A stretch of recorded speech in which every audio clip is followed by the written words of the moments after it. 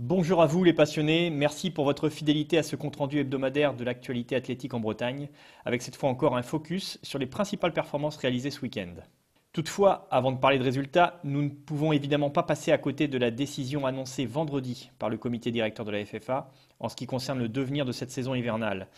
Cette date du 29 janvier avait été annoncée comme le moment où la fédération, en fonction de l'actualité sur le front de l'épidémie et des consignes gouvernementales, se positionnerait clairement. L'espoir était faible, et la dure réalité de la situation sanitaire s'est imposée à tous. La saison de cross est reportée à l'automne et pour ce qui est de la saison en salle et des lancers longs, pas d'évolution par rapport à la situation actuelle. Les compétitions restent réservées aux athlètes inscrits sur les listes ministérielles de haut niveau, y compris les championnats de France.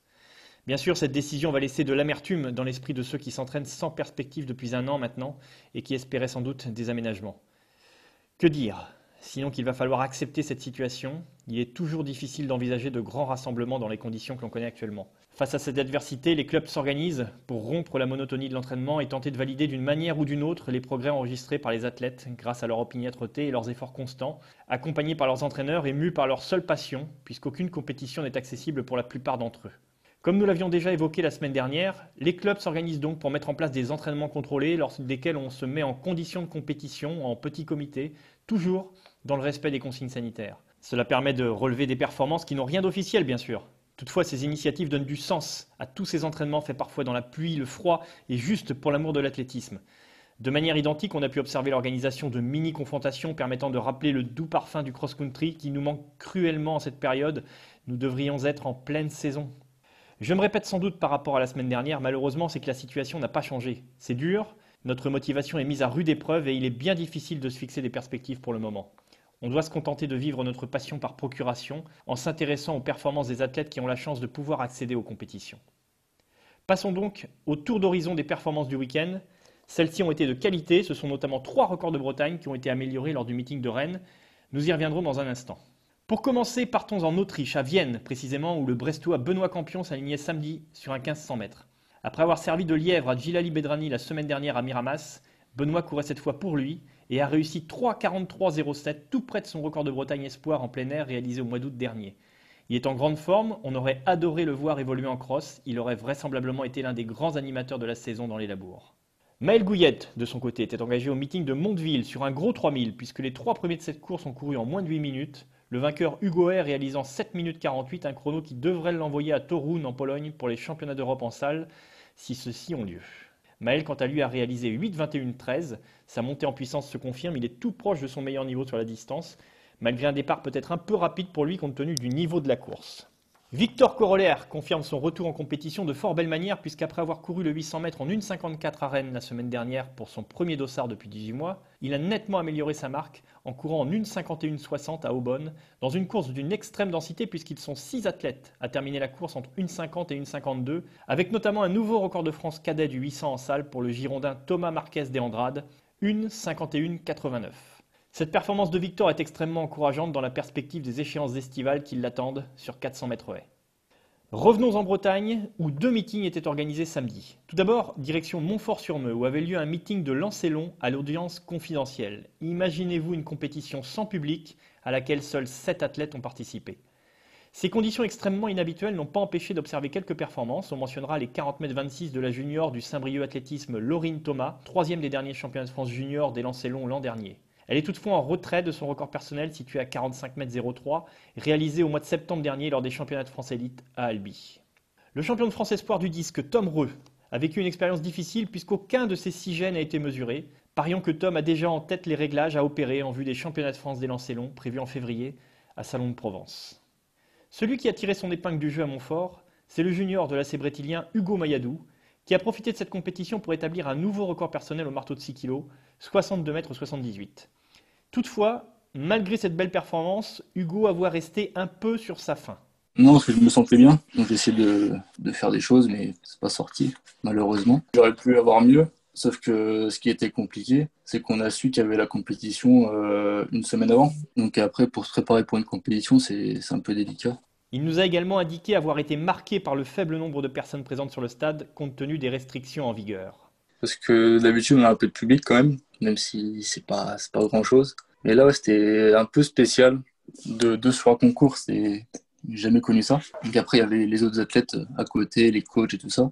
Mais là, c'est vrai que c'est spécial. L'élève de Laurent Richter vise à court terme les 65 mètres, voire un peu plus. Je lui ai demandé si pour atteindre ses objectifs, il avait l'impression de travailler en grosse intensité à l'entraînement. Non, on n'en voit pas du gros, c'est modéré. On fait en fonction du niveau. Et aussi, ce qu'on fait, c'est que je dis beaucoup mon ressenti sur les séances. On met en place les séances A2, donc ce qui aide vachement. Donc non, on fait pas des gros trucs de bourrin. Certes, des fois j'ai des cycles un peu plus lourds que d'autres, mais sinon, non, c'est de la préparation de junior, je dirais. Dans le lancer, faut voir dans l'avenir. Le plus important, c'est pas de perfer au 6 kilos, c'est de perfer au 7. La dernière étape de ce tour des performances bretonnes de la semaine sera la salle Robert Poirier à Rennes, où se tenait un deuxième meeting pour athlètes listés après celui de la semaine dernière.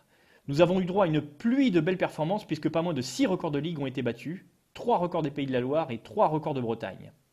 Du côté des records des Pays de la Loire, on retiendra surtout les 5,21 m de Mathis Prodhomme à la perche cadet.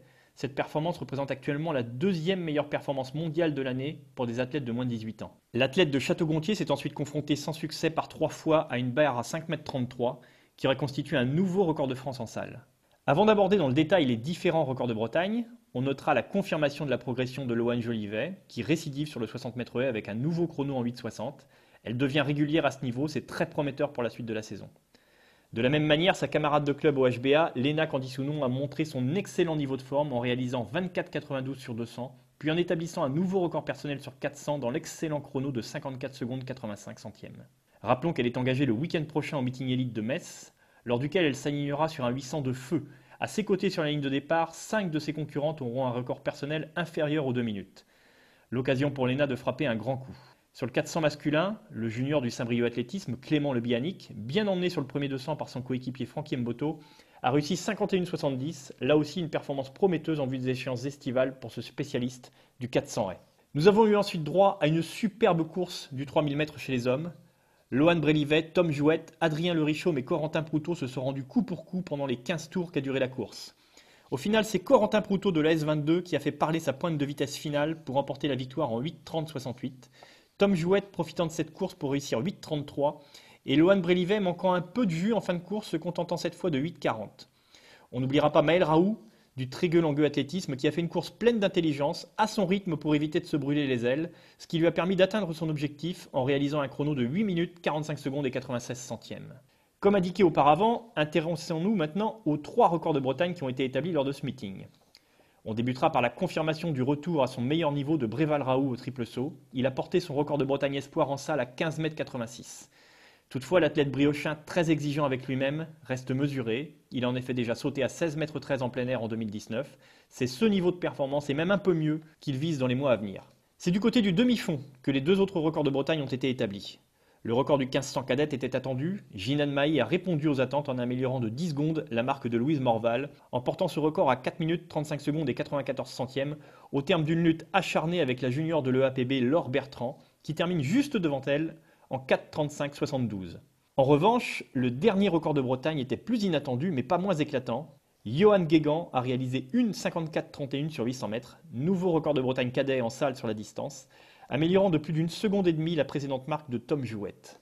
Dans une course lancée en 26 secondes au 200 par le coureur vendéen Thomas Picard, le coureur au maillot orange de l'ULAC Pays de Fouesnant a profité de circonstances idéales, s'accrochant au rythme rapide des 3 autres coureurs plus forts que lui sur le papier. Bah ouais, c'était exactement ça. Bah, c'est ce que j'avais prévu de faire. De toute façon, je m'étais dit, je vais pas aller jouer avec les grands, à tenter de mener la course. Et bah, de toute façon, c'est parti comme ça. Et puis je me suis dit qu'il y a tellement peu de courses que j'allais pas non plus essayer de ralentir pour pas me donner à fond. Et que du coup, bah, j'ai tenté de suivre et je me suis dit, bah, au pire des cas, je craque dans les 200, les 150 derniers mètres, mais bon, j'aurais rien à regretter, quoi. Et bah, du coup, c'est passé. Je m'attendais quand même pas à aller aussi vite pour un 800, enfin, un premier 800 en salle, je m'attendais pas à aller aussi vite. Le passage en 55 secondes au 400, ça fait peur? Bah, un peu quand même. Je me suis fait, oula, ça fait quand même rapide, mais après, j'étais bien. Je me fais distancer un peu parfois, là, pendant la course, mais j'arrive bien à revenir. Donc ça va, bah, je m'affole pas trop, quoi. Et puis je me dis, bah, je vais tout donner et puis voir ce qui se passe à la fin. Dans la dernière ligne droite, t'es parvenu à rester placé sans te désunir. Tu peux peut-être viser encore plus haut? Bah, c'est ce que mon entraîneur m'a dit, parce que d'habitude, enfin, certains 800 l'année dernière, sur la dernière ligne droite, je finis complètement désuni. Enfin, je cours plus droit, enfin, pas plus droit, mais je suis pas frais, quoi. Mais là, ouais, j'arrive à bien garder une bonne amplitude et ouais, je m'écroule pas à l'arrivée. Donc, je me dis, tant que je tombe pas dans les pommes, il y a de la marge, quoi. Pendant le premier confinement, j'avais fait pas mal de PPG. Après, ça date un peu le premier confinement, mais j'avais fait pas mal de PPG enfin, après, j'en faisais encore un peu, mais moins. Et bah, j'ai l'impression que j'ai quand même gardé ce que j'avais travaillé, quoi. Et je pense que oui, ça a bien servi. En venant à Rennes, Johan n'avait même pas connaissance du niveau du record. C'est sa sœur Léna qui, la première, en suivant le live vidéo sur Facebook, s'est rendu compte de la situation. Pour autant, les jambes étaient bonnes. Les signaux à l'entraînement ces derniers temps étaient positifs. J'ai fait une séance de spé 1500 le mercredi et sous la pluie et le vent, comme on connaît bien en Bretagne, Ouais. et c'était bien passé. Et j'ai fait aussi une spé 800 du coup mercredi dernier, et c'est bien passé aussi. Et pourtant, enfin, c'est des séances sur le papier qui me faisaient peur et sont passées vraiment nickel. Du coup, enfin, je me disais que j'étais quand même bien physiquement alors que j'avais préparé surtout une saison de cross, quoi. Un dernier mot de Johan sur son entraîneur Jean-Marc Furic, qui ne lui avait mis aucune pression sur cette course. C'est pas un entraîneur qui va essayer à tout prix de pousser à la performance, quoi. Par exemple, il m'a pas donné de chrono, que ce soit pour le 1500 de la semaine dernière ou que pour le 800. Il m'a dit, bah, tu fais ta course, puis tu verras bien. De toute façon, c'est juste un meeting. T'as l'occasion de faire un meeting. Il faut juste profiter de faire ce meeting, pas forcément chercher une perf à tout prix et te rendre mal avant la course parce que pour être stressé, et pas dormir de la semaine juste pour penser à cette course-là et juste y aller pour me faire plaisir mais je crois qu'il a été aussi étonné du chrono parce qu'il s'y attendait pas non plus, je vois. Dans cette course, on notera également la nouvelle grosse performance de Germain Lemaître, une 53,81, ce qui constitue pour lui une nouvelle meilleure marque, salle et plein air confondus, ainsi que la déconvenue de Frankie Mboto, disqualifié pour avoir empiété sur la ligne intérieure à plusieurs reprises pendant la course, après avoir bouclé la course également en 1 minute et 53 secondes. C'en est terminé pour ce riche tour d'horizon des performances du week-end. Malgré la situation, les athlètes ayant la chance de pouvoir disputer des compétitions réalisent de très belles performances. On pense bien évidemment à tous les autres qui s'entraînent au quotidien dans des conditions dégradées, toujours sans perspective de retour à la compétition pour le moment. Aujourd'hui, nous terminerons cet épisode par un hommage plein d'émotions que Johan Guégan a souhaité rendre à un jeune athlète de son club récemment disparu. Nous nous y joignons évidemment. Bah, c'est une pensée pour Simon, c'était un petit du club qui était en Benjamin, je crois, et qui est parti trop tôt. Il avait quoi, il était en quatrième ou cinquième, donc il faisait de l'athlé, même si je le connaissais pas, je le voyais sur les pistes des fois, et j'ai une pensée bah, pour lui et pour sa famille, quoi. Et puis bah, courage à eux, quoi. Restons forts et solidaires, continuez à faire de l'athlé, continuez à parler d'athlé, continuez à aimer l'athlé.